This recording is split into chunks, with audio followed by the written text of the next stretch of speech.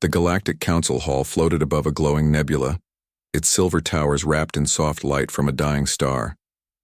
Hundreds of alien representatives filled the vast chamber, their strange bodies reflecting the colors of their worlds. The air vibrated with nervous voices and translator drones buzzed around like fireflies. At the center stood a single human, Captain Marcus Reed of Earth. He wore the old Terran uniform, black and gray with no insignia, except a small silver emblem on his chest. His eyes were steady, his posture calm. Around him, the other delegates whispered. Some pitied him, others smirked openly. Humanity was still considered a young race by most of the galaxy, brave but reckless, emotional but primitive. The session began when High Chancellor Kareth of the Vion Empire raised his long arm. "This emergency meeting is called," he announced, his deep voice echoing, "to address the unacceptable actions of the human fleet that entered forbidden space near the Othari cluster. Earth must explain itself." Dozens of lights blinked on the floor as different worlds voted in agreement. Marcus didn't speak right away. He looked at the glowing hologram in front of him, a map showing the human ships near the restricted zone. They weren't supposed to be there, at least according to council law, but he knew the truth ran deeper. When the silence grew heavy, Marcus stepped forward. "Humanity did not violate your borders," he said evenly. "We responded to a distress call from a mining outpost. When our ships arrived, the colony was already gone. No survivors. We're still investigating." A ripple of laughter broke out from the seats. The ambassador of the Xyler Dominion tilted his crystalline head. "Investigating? You expect us to believe this is a rescue mission, human? You've always been quick to draw weapons when frightened." Marcus kept his tone calm. "Perhaps, but we also save lives when others look away." The Xylar hissed, his body glowing faintly. "Save lives? You destroyed 2 of our patrol drones. You breached council law." Marcus replied. "Our ships were fired upon first. You forget that detail." The Chancellor struck the gavel. "Enough, the evidence is clear. Earth's actions threaten the balance of the galaxy. You humans were given a chance to prove your maturity, but you remained dangerous." Every word struck like a hammer, yet Marcus stood silent, emotionless. Deep inside, however, something stirred. A quiet anger that every human in history had known when treated unjustly. The Chancellor turned toward the other delegates. "All in favor of sanctioning Earth, raise your mark." One by one, the glowing lights on the chamber floor turned red. Vion, Xyler, Drathion, and a dozen more. Only a few remained neutral. Not a single one defended Earth. The motion passed in minutes. "The Council," said the Chancellor, "hereby cuts all trade, travel, and protection treaties with the planet known as Earth. Effective immediately." A murmur filled the room. Some looked triumphant, others uneasy. No one spoke to Marcus. He looked up at the rows of alien faces and said quietly, "So this is justice." Kareth leaned forward. "It is order, human. You will comply or face consequences." Marcus nodded slowly. "Understood." Then he turned, walked calmly out of the chamber, and stepped into the dim corridor beyond. His steps echoed against the polished metal floor. 2 security drones floated behind him, watching but not daring to stop him. When he reached the private docking bay, he paused near a quiet corner and pressed a small device on his wrist. The holographic screen blinked to life. A single encrypted message appeared. Short, cold, and clear. Phase 1. Commence. Marcus exhaled slowly. He knew what that meant. Earth had waited for years, tolerating insult after insult from the Council. They called humans emotional, unpredictable, fragile. They laughed at the slow progress of Terran science. But they never noticed the silence, the missing signals from deep space probes, the secret disappearances of old warships, or the strange gravitational readings from Sol system. He looked out the viewport where hundreds of alien ships glittered against the stars. Somewhere beyond that light, the people of Earth were watching. They had been patient long enough.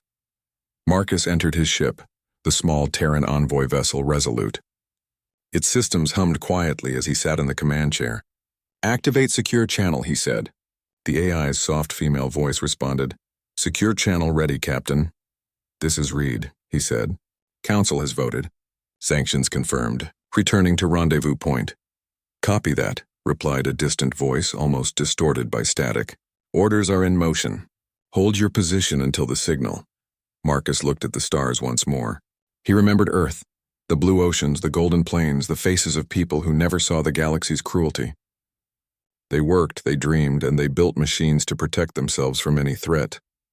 The galaxy thought humans were naive because they smiled while bleeding. But they didn't understand that humanity's silence was never weakness, it was warning.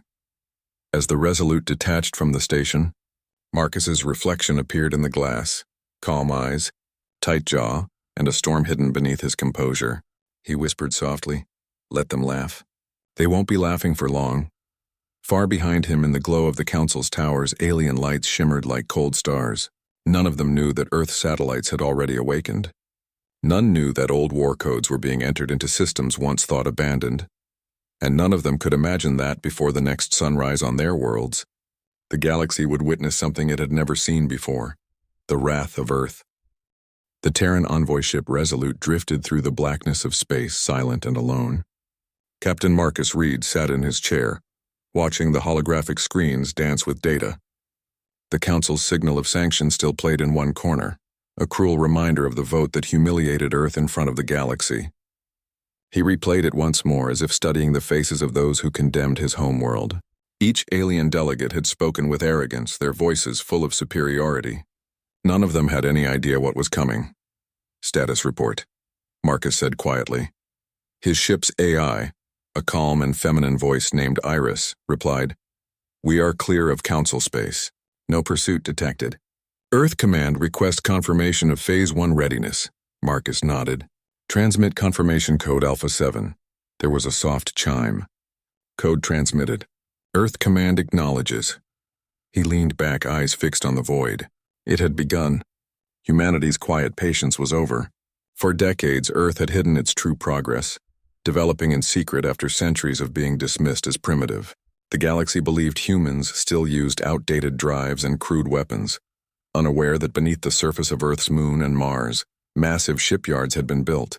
The Terran Alliance had prepared for this day since the first time an alien fleet threatened their colonies. Iris broke the silence again. "Captain, long-range sensors detect unusual energy bursts from Sol system. Pattern matches experimental Terran signatures." Marcus smiled faintly. That would be the Aegis network waking up. The Aegis network was a chain of orbital defense satellites around Earth, linked through quantum AI cores. It was a legend among Terran soldiers, a weapon of last resort that had never been used. Its activation meant one thing: the planet was no longer willing to be silent. He turned to the side console and opened a secure communication line. A familiar face appeared, a woman in a gray uniform with the Earth insignia glowing behind her. It was Admiral Hannah Voss, commander of the Terran Defense Fleet. Her expression was calm, but her eyes burned with purpose. "Captain Reed," she said, "the Council has made their move. You did well holding your ground." "I doubt they saw it that way," he replied. "They think we're broken." "Good," Voss said firmly. "Let them keep thinking that. Phase 2 begins soon. You're ordered to remain in neutral orbit and gather intelligence. We'll handle the rest." Marcus hesitated. "Permission to speak freely, Admiral?" "Granted. Are we really doing this?" "Full activation?" Voss nodded slowly. "They left us no choice. When the galaxy laughs at you long enough, you stop explaining and start reminding." Her image flickered as the connection ended. Marcus sat in silence, the weight of history pressing on his shoulders. Humanity had always been underestimated, mocked for its chaos and emotion. But emotion had built rockets, cured diseases, and faced extinction without surrender. That same emotion now turned toward survival and vengeance. Far away, beyond the range of the Council's sensors, strange signals began spreading through human space. Civilian freighters switched to military encryption. Mining colonies near the asteroid belt went dark. Entire communication networks shut down as if a curtain had fallen. The galaxy noticed, but too late. On the Council's central world, panic was beginning to grow. In the vast chamber where Marcus once stood, the delegates gathered again, this time with fear in their eyes. Reports flooded in from the outer sectors, Terran fleets moving silently, supply routes disrupted, and alien patrols vanishing near human borders. The Xylar ambassador hissed, his crystal body dimming. "They're mobilizing!" "They're violating the sanctions already." Chancellor Kareth slammed his staff on the floor. "Impossible.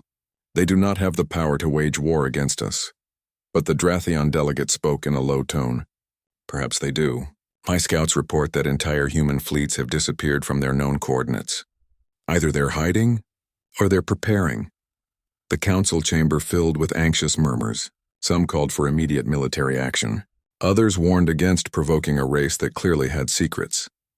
While the aliens argued, Marcus watched from his small ship, monitoring the council's communications feed. He could hear the chaos in their voices. The once arrogant leaders of the galaxy now sounded uncertain. He almost felt pity for them, but not enough to stop what was coming. Hours later, the signal came. A soft tone filled his cabin. "Message from Earth Command," Iris announced. Marcus straightened. "Read it." "One line only," the AI said. Phase 2 initiated. He closed his eyes for a moment. Somewhere, deep in the heart of Sol system, thousands of Terran warships were rising from their hidden docks. Massive dreadnoughts, each bearing the old Earth flag, powered up their reactors. The silence of space trembled under the hum of awakening giants. The galaxy would soon learn that Earth never forgot how to fight. Humanity's wrath was not wild rage. It was measured, disciplined, and absolute.